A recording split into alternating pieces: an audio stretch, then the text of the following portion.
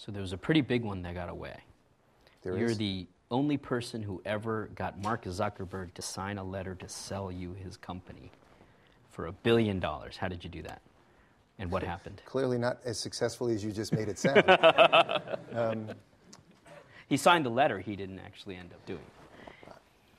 You know, and Mark will tell you this, which is he was a reluctant seller from day one. And every great entrepreneur that I have ever met, at one point in time, feels like, wow, maybe I can't do it. So if you think about the history of Silicon Valley, like eBay almost sold several times to Yahoo.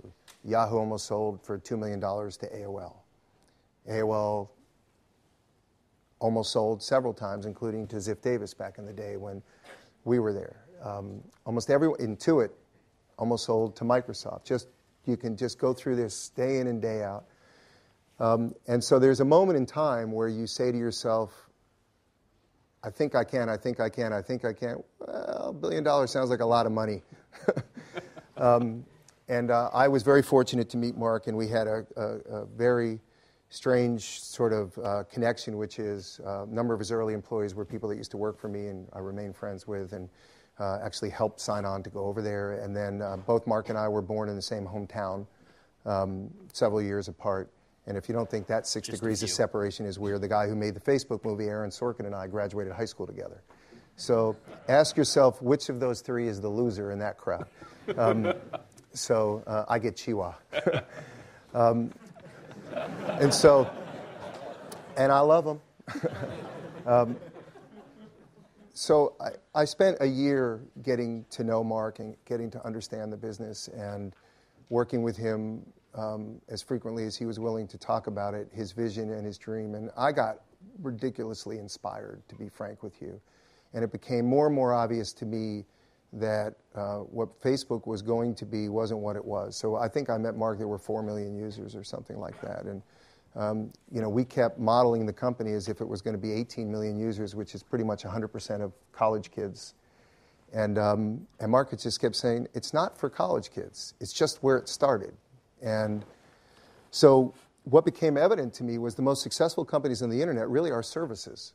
Email is a service, search is a service, Travelocity, Expedia, just keep thinking about it. Chegg's a service, eBay's a service, Amazon's a service, Apple's a service, right? It's services.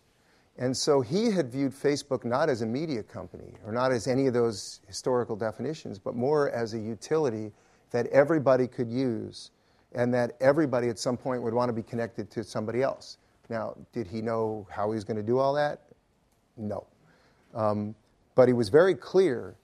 And so I kept thinking, there are 6.5 billion people in the world, 300 million Americans. So the world's a very big place, much bigger than the United States. China was going to become the biggest internet country in the world. They have more internet users than we have citizens. So you can see all this happening. 50% of all new users were connecting through mobile devices. And that by the time my tenure was going to be done at Yahoo, over half the world was going to be connected to the internet somehow. And so it just sort of felt right. And so I think because I was as excited about his vision, the stuff that he knew and the stuff that he did know as he was, I think he felt, you'd have to ask him, that he could have confidence that somebody was just going to let him run with his dream. And he was reluctant from day one, and I think when we gave him the opportunity to not do the deal, I think he just cheered. I think he was feeling pressure from his board, and at the end of the day, he turned out to be right. I think it would have been transformative for us at Yahoo. I think we don't know the road not taken, so we don't know if we would have messed it up or if it would have become even bigger. You'll never know. But I feel very fortunate to have built that relationship, and watching him build this dream is now that I'm not at Yahoo, it's more exciting to see him build it there. But we'll never know.